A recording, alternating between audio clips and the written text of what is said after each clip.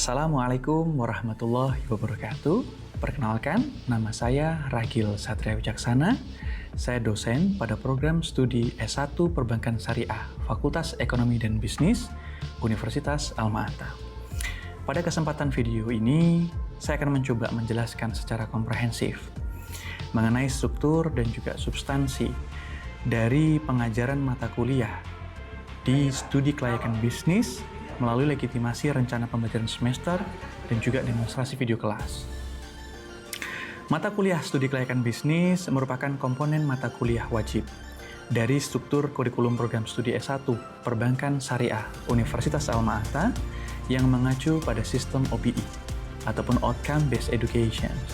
Mata kuliah ini ditawarkan pada semester 5 dengan bobot 3 SKS teori dan memiliki kode mata kuliah PBS 025. Studi kelayakan bisnis merupakan mata kuliah yang membahas mengenai prinsip, konsep, dan praktik manajemen bisnis yang sesuai dengan nilai-nilai Islam. Mata kuliah ini mencakup analisis perbedaan antara manajemen bisnis Islam dan konvensional, penerapan prinsip-prinsip syariah dalam pengambilan keputusan, serta pengembangan strategi bisnis yang sejalan dengan etika dan nilai-nilai Islam. Mahasiswa akan diajak untuk menganalisis studi kasus dan merancang strategi bisnis berbasis syariah. Capaian pembelajaran dari mata kuliah ini secara fragmentatif terbagi menjadi 3 elemen utama yang kemudian akan disebut sebagai luaran kompetensi, yakni capaian pembelajaran lulusan, capaian pembelajaran mata kuliah, dan sub capaian pembelajaran mata kuliah ataupun sub CPMK. Adapun CPL dari mata kuliah studi kelayakan bisnis, mahasiswa diharapkan menguasai konsep dan prinsip kewirausahaan Islam, manajemen operasional, manajemen keuangan, manajemen pemasaran, manajemen sumber daya insani, strategik, sistem informasi, komunikasi bisnis, etika bisnis Islam, manajemen industri halal, dan teknik pengambilan keputusan dalam bisnis. Terkait pembelajaran mata kuliah ataupun capaian pembelajaran mata kuliah, mahasiswa diharapkan mampu untuk mengevaluasi prinsip, konsep, dan praktik manajemen bisnis secara holistik sesuai dengan pedoman serta kaidah Islam. Dan adapun untuk sub capaian pembelajaran mata kuliah, mahasiswa diharapkan mampu untuk mengidentifikasi konsep dan prinsip fundamental manajemen bisnis Islam. Skema pembelajaran yang digunakan pada pertemuan di setiap kelas berupaya secara optimal untuk mengelaborasikan 3 dasar ataupun modal kekuatan pembelajar sepanjang hayat ataupun lifelong learner. Pertama adalah daya kognitif, kedua adalah daya afektif, dan yang terakhir ataupun yang ketiga adalah daya konatif. Adapun pada sesi video kali ini akan didemonstrasikan lebih jelas mengenai pertemuan kedua dari mata kuliah studi kelayakan bisnis dengan topik perbedaan manajemen bisnis Islam versus konvensional. Anatomi materi terbagi menjadi 5 aspek krusial. Pertama adalah definisi manajemen bisnis, kedua adalah distingsi ataupun disparitas manajemen bisnis Islam dan konvensional, ketiga, urgensi manajemen bisnis Islam di antara solusi ataupun alternatif, keempat adalah konsep 5C dalam kerangka manajemen bisnis modern, Islam dan konvensional, dan yang terakhir adalah pertanyaan reflektif sebagai bagian dari asesmen dan bersifat personal ataupun mandiri. Sistem pembelajaran yang digunakan adalah tatap muka secara langsung ataupun real classroom. Metode pembelajaran yang digunakan adalah pembelajaran aktif dengan metode ilmu PADI, inklusif, bermutu, partisipatif, analitis, dan dialogis interaktif. Melibatkan 2 teknik ataupun prosedur kunci, yaitu discovery learning dan juga contextual learning. Media pembelajaran yang digunakan terdiri dari 2 sumber utama, yaitu materi PPT dan juga video pembelajaran. Referensi yang digunakan adalah buku ajar maupun referensi terkait manajemen bisnis dan industri halal, artikel ilmiah yang berasal dari jurnal nasional ataupun internasional yang relevan, lebih khusus hasil riset dosen yang terpublikasi dalam artikel nasional terakreditasi SINTA, dan buku ilmiah lain yang dapat digunakan sebagai rujukan ataupun referensi yang ber-ISBN dan terindeks nasional. Pada sesi perkuliahan yang ditampilkan video kali ini, proses pengajaran yang saya lakukan menitik beratkan pada model yang disebut dengan KRIA, Communications, Reflections, Interactions, dan Assessment. Lebih lengkapnya, mengenai teknik pengajaran studi kelayakan bisnis pada mata kuliah yang ditawarkan pada program studi S1 Perbankan Syariah Universitas Alma-Ata dapat disaksikan melalui video berikut ini. Selamat menyaksikan dan terima kasih. Assalamualaikum warahmatullahi wabarakatuh. Waalaikumsalam warahmatullahi wabarakatuh. Silakan duduk. Alhamdulillah wa syukurillah wa la haula wa la quwwata illa billah. Rabbi shrah li sadri wa yassir li amri wahlul 'uqdatam min lisani yafqahu qawli. Selamat pagi putra putri Bapak. Bagaimana kabarnya hari ini? Sehat? Alhamdulillah. Alhamdulillah sehat. Baik. Hari ini kita akan melanjutkan pada pertemuan yang kedua dari mata kuliah kita, yaitu studi kelayakan bisnis. Adapun mata kuliah ini, ya teman-teman semua, pada prinsipnya ada kaitan ataupun korelasinya dengan manajemen bisnis Islam. Dan kalau kita kembali dengan RPS-nya, semuanya dari judul di sini ada, ya, diksi dan juga redaksinya adalah perbedaan manajemen bisnis dan juga bisnis syariah dan juga bisnis konvensional. Nah, sering sekali kita dengarkan gitu ya, Pak, sebenarnya syariah dan konvensional itu kan terminologinya ataupun istilahnya itu hanya pada konteks simbol. Gitu ya. Kita melihat bahwa kalau yang syariah itu kembali kepada Islam saja, kemudian kalau konvensional itu sifatnya universal. Tapi kenyataannya justru bisa menjadi terbalik nih. Syariah itu konsepnya justru universal ataupun universalitasnya itu luar biasa luas ataupun inklusif. Kalau kemudian kita mengatakan konvensional, itu justru bisa menjadi satu karakteristik yang sifatnya adalah spesialis dari sebuah unit bisnis sendiri, ya, unit bisnis sendiri. Nah, di sini putra-putri kami, hal yang perlu kita cermati adalah mata kuliah ini, ya, mata kuliah studi kelayakan bisnis yang kurang lebih juga akan kita coba koherensikan dengan manajemen bisnis Islam, itu akan terbagi menjadi 3, ya, capaian utama ataupun outcomes-nya. Pertama, kita membahas tentang CPL Prodi yang dibebankan pada mata kuliah. Ini sesuai dengan standar kurikulum kita. Jadi kalau Bapak jarang sekali, ya, kemudian mendetailkan itu, maka hal ini harus teman-teman pahami juga. CPL itu merupakan capaian lulusan. Dari program studi kita diharapkan apa? Menguasai konsep dan prinsip kewirausahaan Islami dan seterusnya sampai dengan teknik pengambilan keputusan dalam bisnis. Dengan mempelajari studi kelayakan bisnis, harapannya satu, putra-putri Bapak tidak hanya menguasai dan memahami konsep. Kalau kita kembali pada taksonomi Bloom, ya, pemahaman kognitif itu tidak hanya sekedar tahu, tapi bisa sampai ke tahap teknik pengambilan keputusan. Berarti tahu untuk mengimplementasikan bagaimana teknik pengambilan keputusannya. Dari CPL-nya, kita akan turunkan itu ke dalam CPMK-nya. Kalau CPMK, namanya adalah capaian mata kuliah.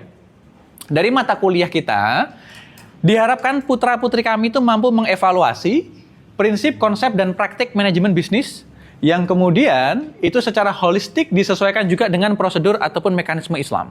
Terakhir, itu sub CPMK-nya. Jadi, kalau kita menguasai satu mata kuliah, apapun bentuknya, studi kelayakan bisnis, dikombin dengan manajemen bisnis Islam, contohnya, itu semuanya harus terstruktur. Dari yang pertama, capaian lulusannya, kalian harus seperti apa penguasaannya. Kemudian yang kedua, kita membahas tentang mata kuliahnya akan menguasai apa. Dan yang terakhir, ini secara teknis, teman-teman mampu mengidentifikasi konsep dan prinsip fundamental terkait apa? Manajemen bisnis Islam. Ya, sampai sini sebenarnya belum ada pertanyaan. Mendiskusikan lebih banyak. Ya, satu, apa sih manajemen bisnis Islam dan juga bisnis konvensional itu sendiri? Kemudian yang kedua, apa nih distingsinya, perbedaannya, disparitas ataupun disparity-nya antara manajemen bisnis Islam dan juga konvensional.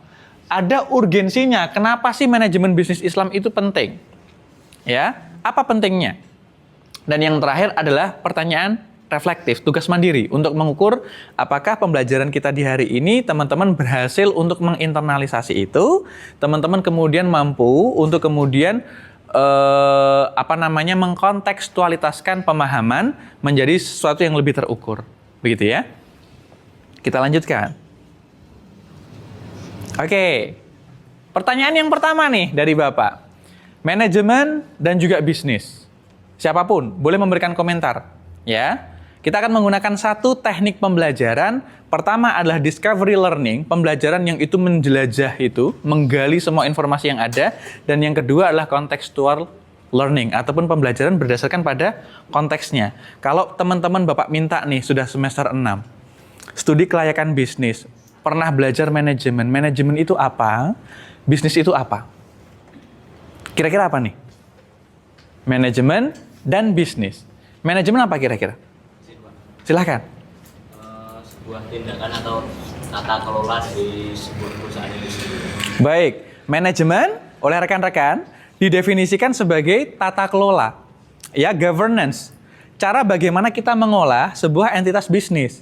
Nah, teman-teman yang putra ini, kira-kira kalau bisnis itu sendiri apa? Diartikan sebagai apa? Sederhananya apa? Ada? Cindy? Usaha. Bisnis itu usaha. Boleh. Jangan pernah lupa bahwa manajemen pada prinsipnya itu merupakan upaya kita untuk mengkalibrasi, menghitung kembali keberhasilan sebuah bisnis.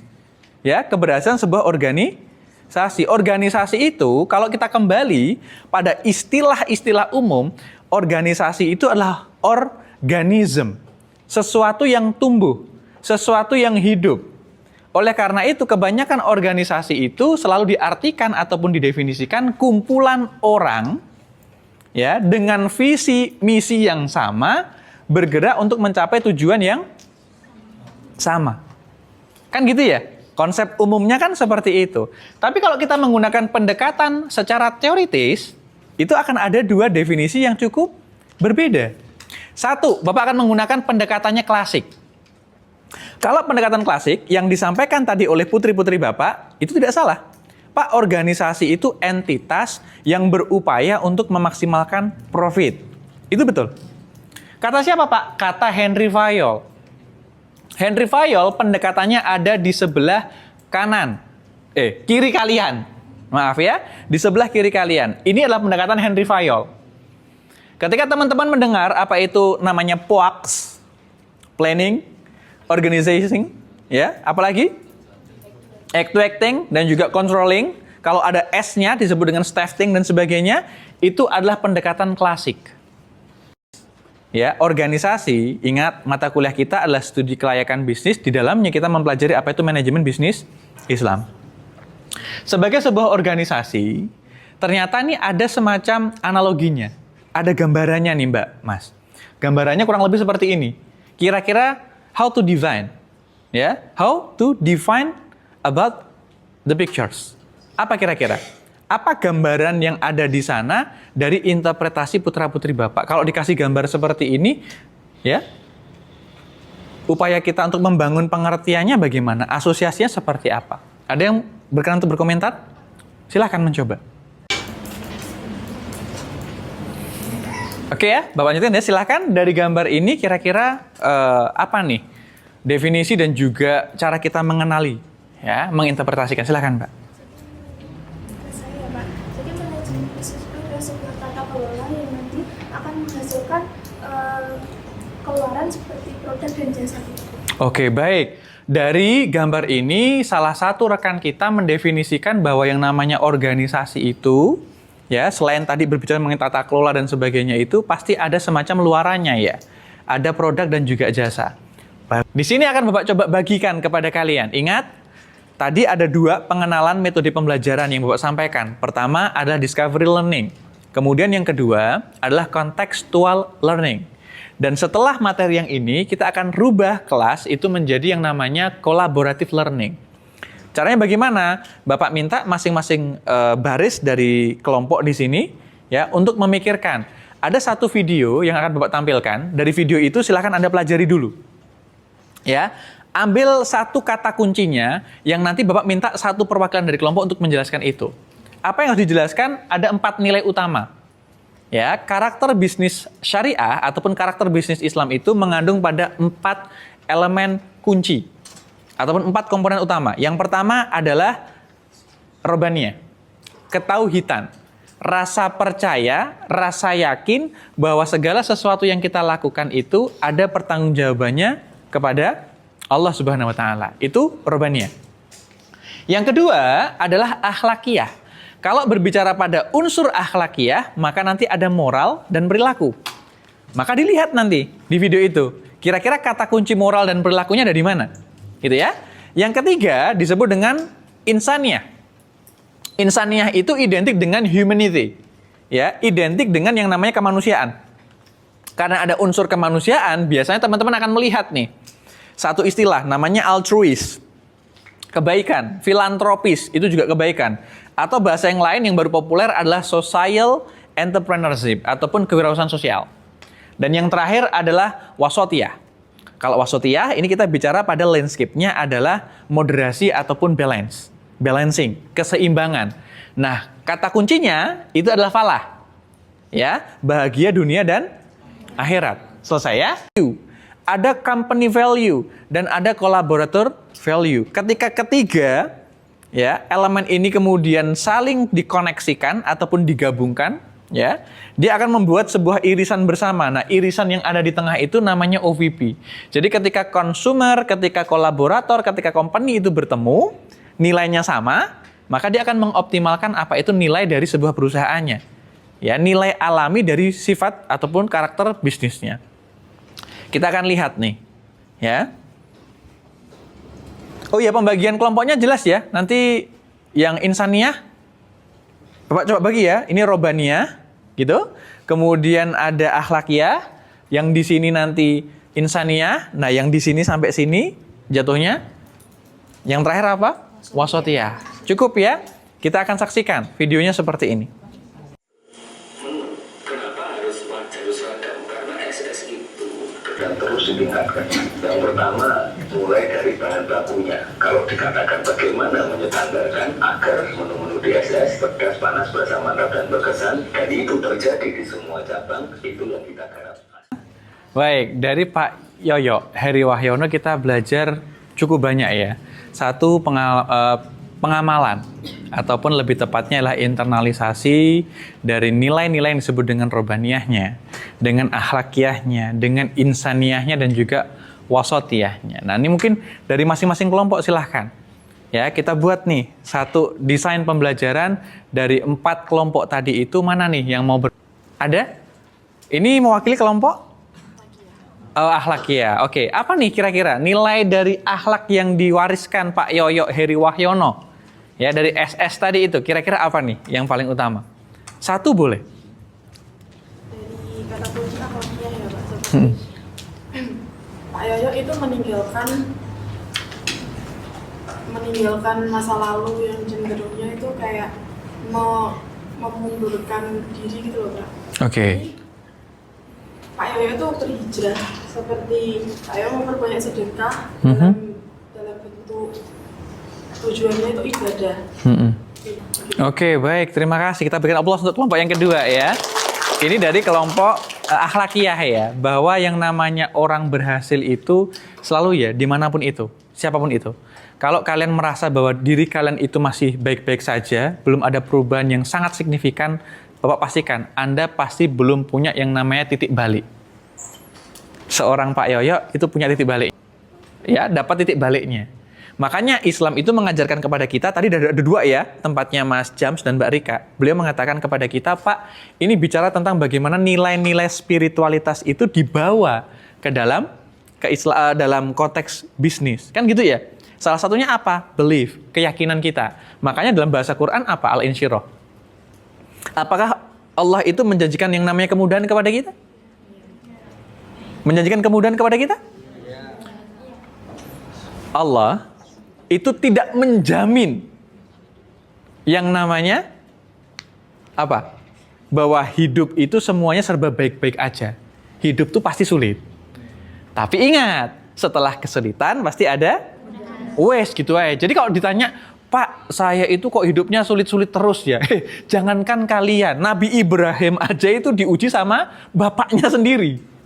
Nabi Nuh diuji sama siapa? Istrinya sendiri.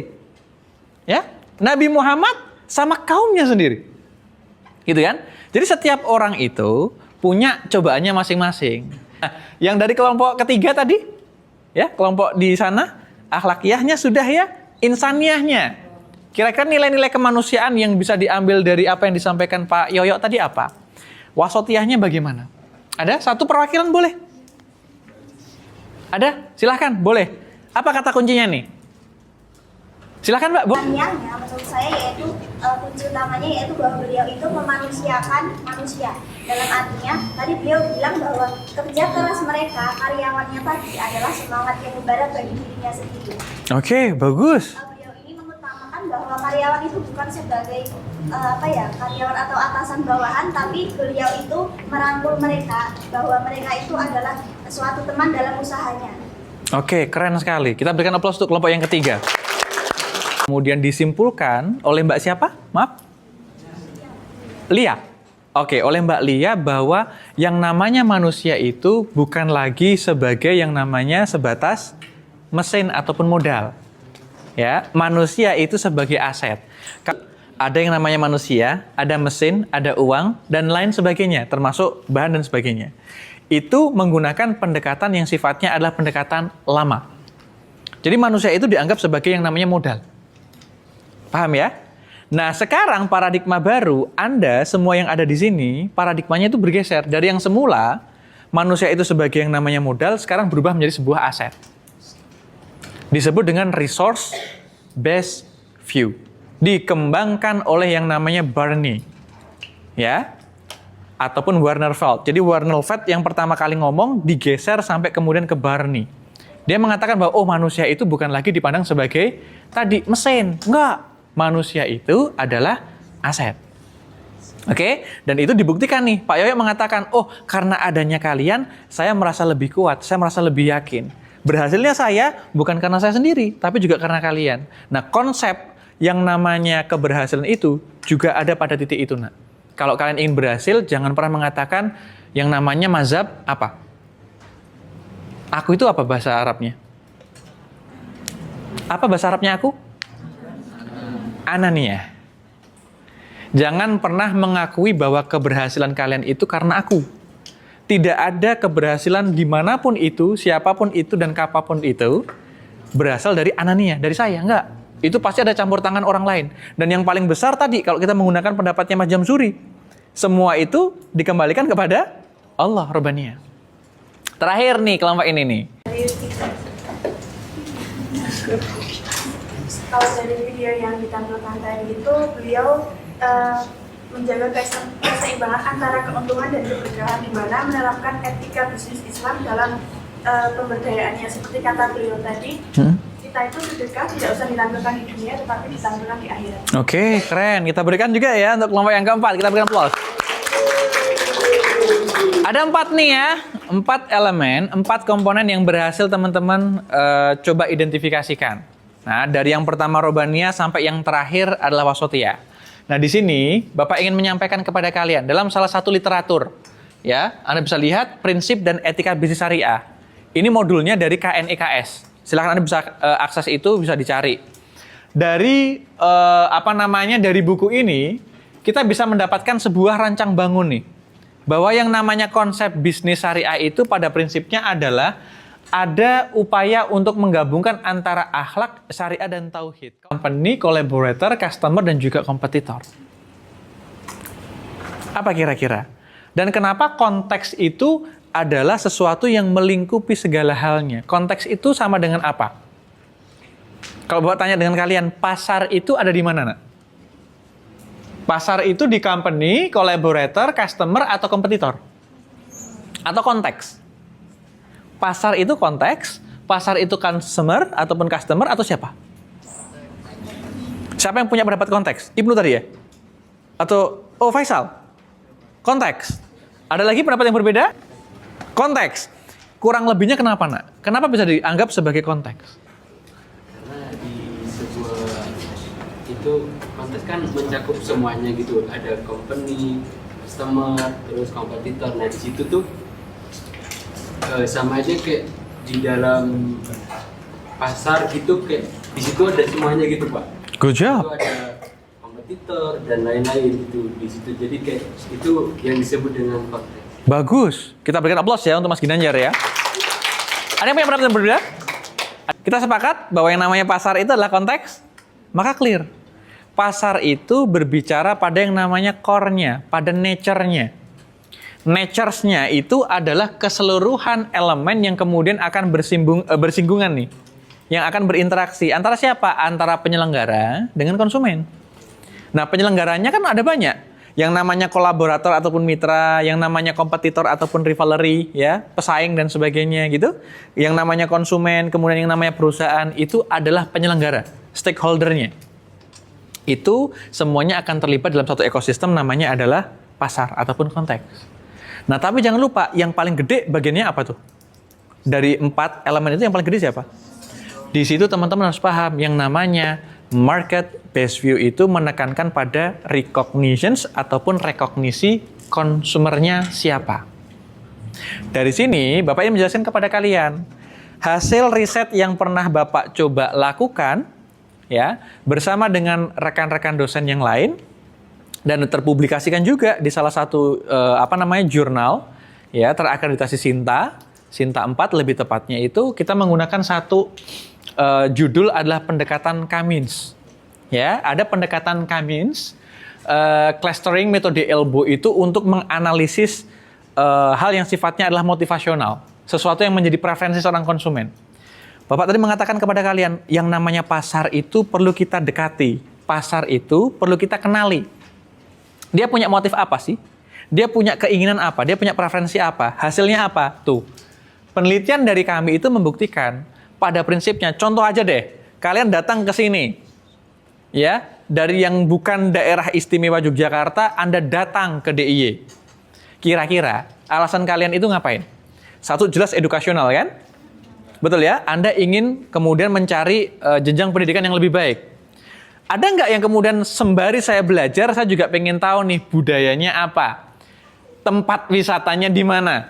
Syukur-syukur jodohnya dari sana, ada? Ada kan? Itu namanya adalah apa kira-kira? Rekreasional. Ada orang yang kesini tuh untuk sekedar mencari kehiburan, kesenangan tuh ada, pleasures tuh ada. Dan yang terakhir, ada yang punya bisnis di sini, nak. Pada prinsipnya ini, motivasi dan keperilakuan halal consumption mereka itu didasari pada 3 motif utama. Pak, berarti religiusitas itu belum terlalu berpengaruh. Masalahnya ada perbedaan sedikit antara kepercayaan dan keyakinan. Halal itu kepercayaan atau keyakinan? Coba, halal itu kepercayaan atau keyakinan? Kalau percaya belum tentu yakin loh, nak. Tapi kalau yakin sudah pasti percaya. Makanya agama itu kepercayaan atau keyakinan? Selesai kan? Makanya rukun iman kita, iman itu kan artinya ya? Paham ya?